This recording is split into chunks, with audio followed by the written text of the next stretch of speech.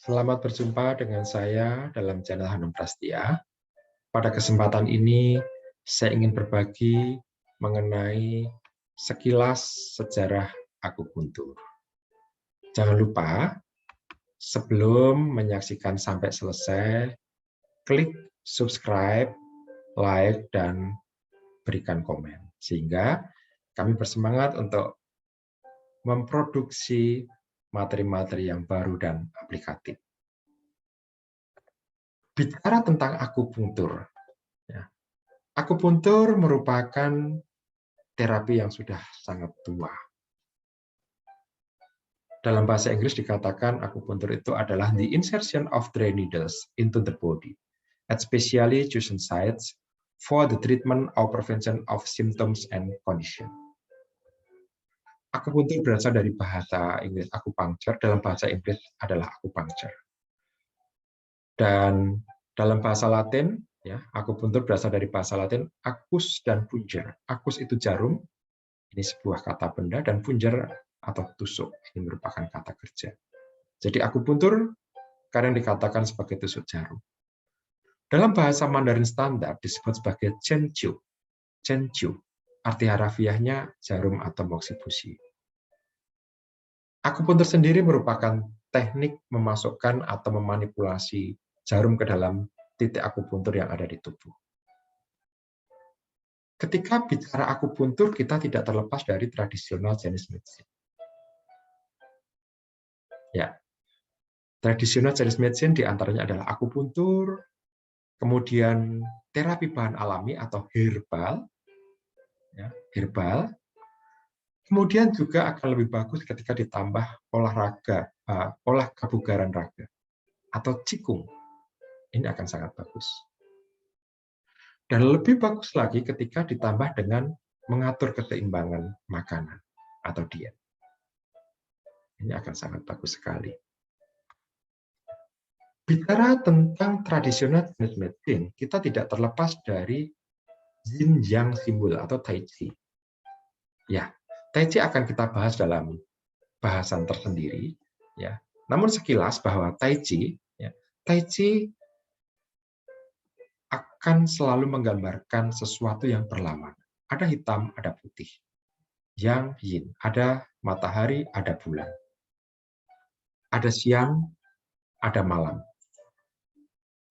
Ada panas, ada dingin.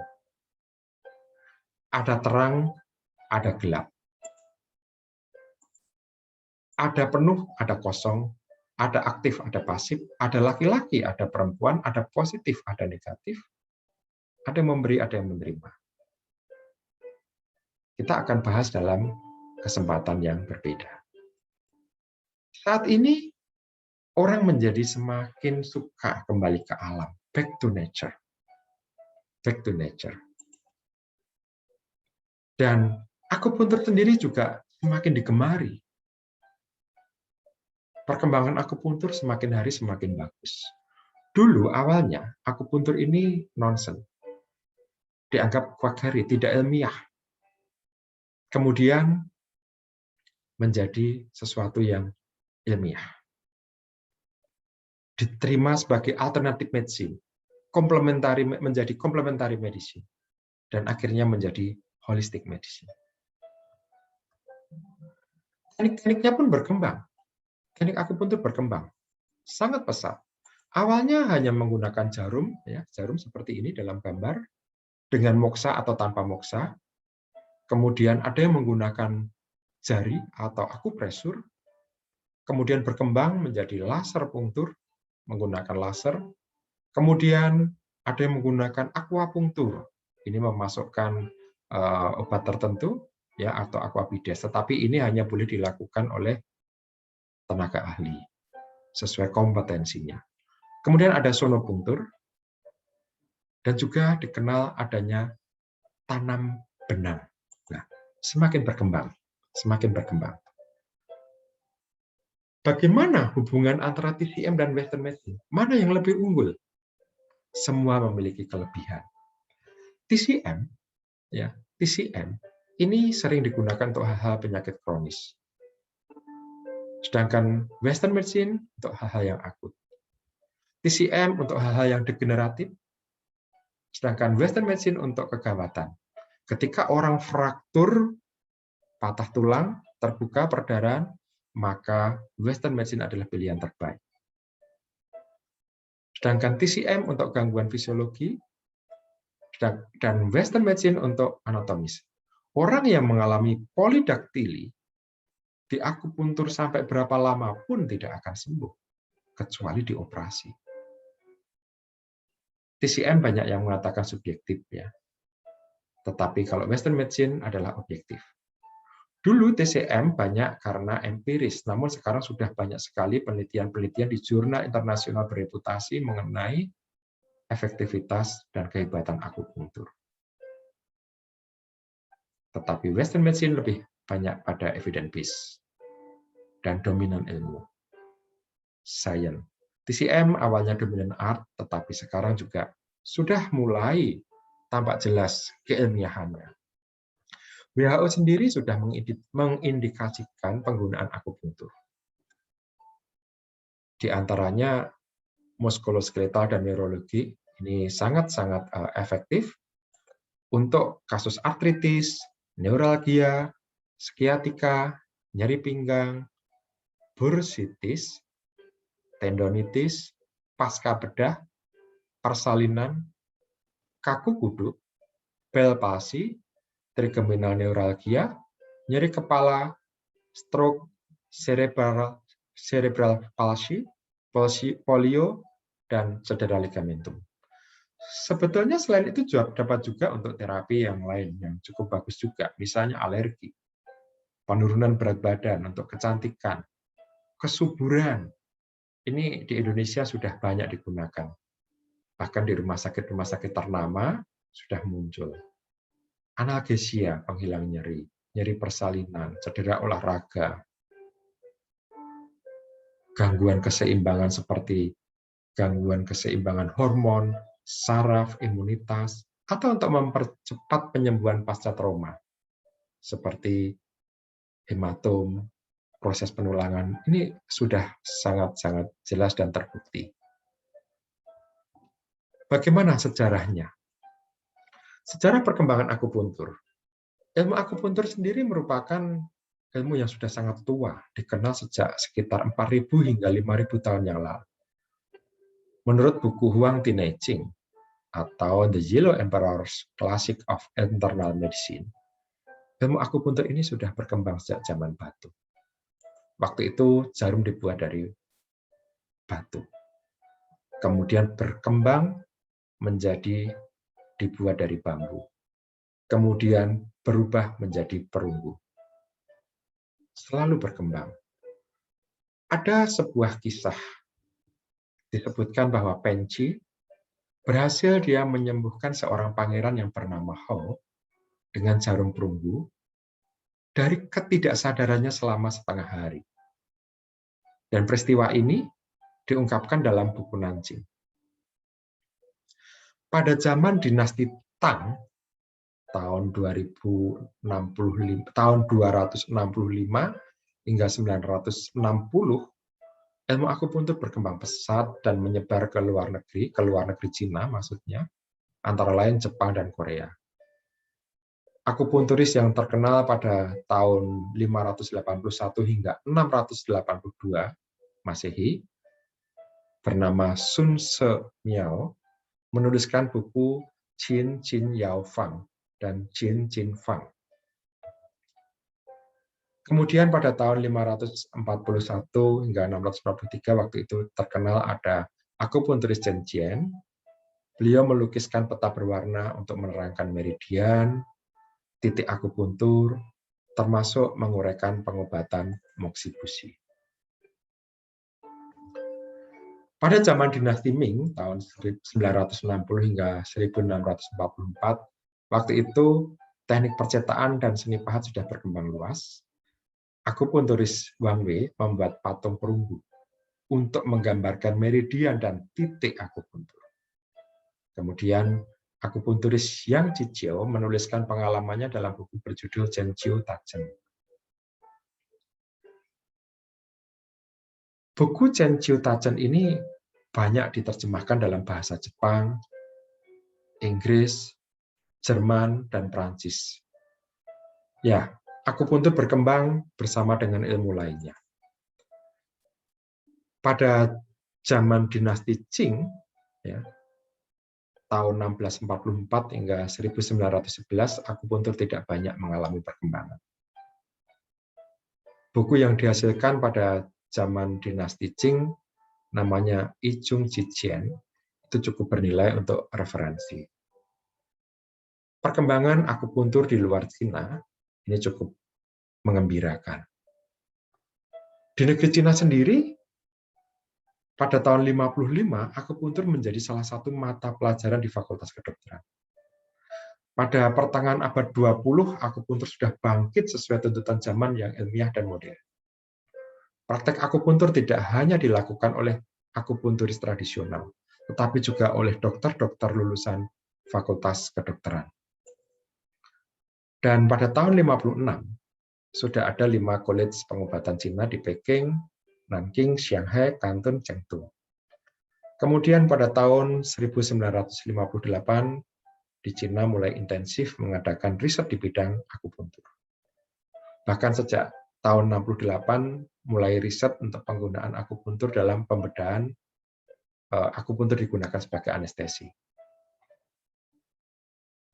Sekitar 4.000-an kasus operasi, ya, dilaporkan sekitar 4.000-an kasus operasi yang dapat dianestesi dengan akupuntur. Misalnya tonsilektomi, pencabutan gigi, appendektomi, seksio sesaria, ovariektomi, bahkan pengangkatan tumor otak. Saat ini pengobatan akupuntur atau terapi akupuntur sudah mengarah pada spesialistik. Misalnya akupuntur untuk kecantikan. Bagaimana di Jepang? Di Jepang sejak sekitar tahun 250 sebelum Masehi, ilmu akupuntur ini diungkapkan oleh Jofu, seorang ahli pengobatan Cina di Jepang yang berasal dari Cina. Dan saat ini banyak sekolah akupuntur di Jepang. Bahkan di Tokyo ada sekolah akupuntur yang diikuti oleh tunanetra.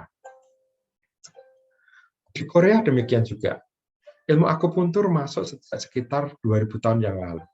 Dan tahun 63 ini merupakan tahun kejayaan ilmu akupuntur di Korea.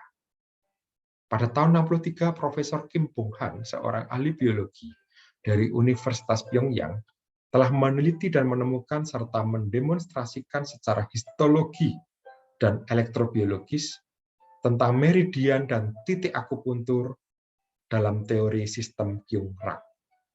Kyung-rak atau Qingluo atau meridian ini menyatakan bahwa titik akupuntur terletak dalam korpuskel yang banyak mengandung DNA, deoksiribonukleik acid, yang fungsinya sangat penting untuk metabolisme tubuh. Sementara di Belanda, akupunturis Willem Riener, seorang dokter VOC, beliau mengungkapkan pengobatan rematik dengan akupuntur dalam bukunya yang diterbitkan di London pada tahun 1683. Di Prancis, akhir abad 18, Louis Berlioz mempelajari ilmu akupuntur. Pada tahun 1816, Louis Berlioz mempelajari elektroakupuntur. Kemudian pada tahun 1825, elektroakupuntur mulai digunakan untuk pengobatan gout, rematik, dan lain-lain. Pada awal abad 20, seorang konsul Prancis di Cina bernama Sauli de Moran mempelajari bahasa Mandarin dan ilmu akupuntur. Beliau juga menerjemahkan buku akupuntur dari bahasa Mandarin ke bahasa Prancis, dan beliau juga menganjurkan kepada dokter Prancis waktu itu untuk belajar akupuntur. Buku Louis Bernos tentang akupuntur dan moksikusi juga merupakan buku akupuntur pertama di negara barat menurut catatan sejarah. Dan saat ini, French National Service pun telah mengakui tentang terapi akupuntur. Lebih dari 10 rumah sakit di Perancis yang mempunyai pelayanan akupuntur. Di Inggris juga cukup bagus. Pada awal abad 14, John Tweedale, tokoh akupuntur dari Limna Regis, pertama kali mengenalkan ilmu akupuntur. Seligman juga menyebarkan ilmu akupuntur dengan menerbitkan buku The Ancient Chinese Art Healing, kemudian Acupuncture Points, Anatomical Charts of Acupuncture Point, dan Meridian and Extra Meridian Atlas of Acupuncture. Di Jerman bagaimana? Di Jerman juga terdapat perkembangan yang luar biasa. Tahun 1712, Dr. Engelbert Kapter menuliskan pengalamannya dalam buku Curatio Colicae per Acupuncturen Japonibus Citata. Dan tahun 1959, Dr. Gerard Bachmann menuliskan buku yang berjudul Die Akupunkturen eine Ordnungstherapie. Di Amerika, akupuntur banyak berkembang di New York dan San Francisco, khususnya di Chinatown. Dalam sebuah literatur dikatakan bahwa di Elston Hospital dan Massachusetts Hospital dilakukan penelitian mengenai anestesi dengan menggunakan akupuntur. Di Michigan Hospital juga telah dilakukan anestesi dengan akupuntur untuk pembedahan, misalnya cangkok kulit, eksisi tumor, pencabutan gigi, dan semuanya dilaporkan berhasil dengan baik. Bagaimana dengan di negeri kita, di Indonesia? Sebelum proklamasi, akupuntur ini masuk ke Indonesia melalui para pedagang-pedagang Cina. Dan waktu itu hanya berkembang di lingkungan keluarga saja. Kemudian mulai bermunculan para Xinzi. Pada tahun 63 ketika Presiden Soekarno sakit, waktu itu didatangkan akupunturis dari Cina. Dan pada tahun 63, Menteri Kesehatan waktu itu mendirikan bagian akupuntur di Rumah Sakit Cipto Mangunkusumo. Sampai sekarang masih ada. Kemudian berkembang organisasi-organisasi akupuntur. Peraturan-peraturan kebijakan juga berkembang. Pada tahun 1996, Menteri Kesehatan mengeluarkan Permenkes nomor 1186 yang berisi tentang pemanfaatan akupuntur di sarana pelayanan kesehatan. Kemudian, pada tahun 2003, Menteri Kesehatan mengeluarkan Keputusan Menteri Kesehatan nomor 1076 tentang penyelenggaraan pengobatan tradisional yang di dalamnya ada terkandung akupuntur. Kemudian pada tahun 2003 pula melalui Kemenkes nomor 1277 sudah disebutkan mengenai tenaga akupuntur. Dan pada tahun 2007 melalui Permenkes nomor 1109 disebutkan mengenai penyelenggaraan pengobatan komplementer alternatif di fasilitas pelayanan kesehatan. Kemudian peraturan pemerintah nomor 103 tahun 2014 membahas tentang pelayanan kesehatan tradisional. Dan pada tahun 2014, pemerintah Republik Indonesia mengeluarkan Undang-Undang nomor 36 tahun 2014 tentang tenaga kesehatan, yang di dalamnya ada terkandung mengatakan bahwa akupuntur adalah tenaga kesehatan yang satu rumpun dalam keterapian fisik. Anda bisa melihat, bisa di-download, bisa dilihat sendiri, dibaca apa bunyi Undang-Undang nomor 36 tahun 2014. Kemudian Permenkes nomor 37 tahun 2017, itu bunyinya mengenai pelayanan kesehatan tradisional terintegrasi. Dan pada tahun 2018, Menteri Kesehatan Republik Indonesia membuat keputusan nomor HK 01.07 Menkes /17/2018 tentang jabatan pelaksana di lingkungan Kementerian Kesehatan. Waktu itu sudah dimasukkan mengenai jabatan akupuntur. Kemudian pada Permenkes nomor 34 tahun 2018 membicarakan diantaranya tentang izin dan penyelenggaraan praktek akupuntur terapis. Tenaga akupuntur berkembang baik pendidikannya, peraturannya, dan organisasinya. Saat ini juga sudah ada program pendidikan dokter spesialis akupuntur di Universitas Indonesia. Juga sudah ada organisasi profesi akupuntur. Demikian pertemuan kita pada saat ini. Sampai jumpa di cerita bahagia selanjutnya. Semoga sukses dan tetap semangat untuk kita semua. Sampai jumpa. Terima kasih telah melihat sampai selesai.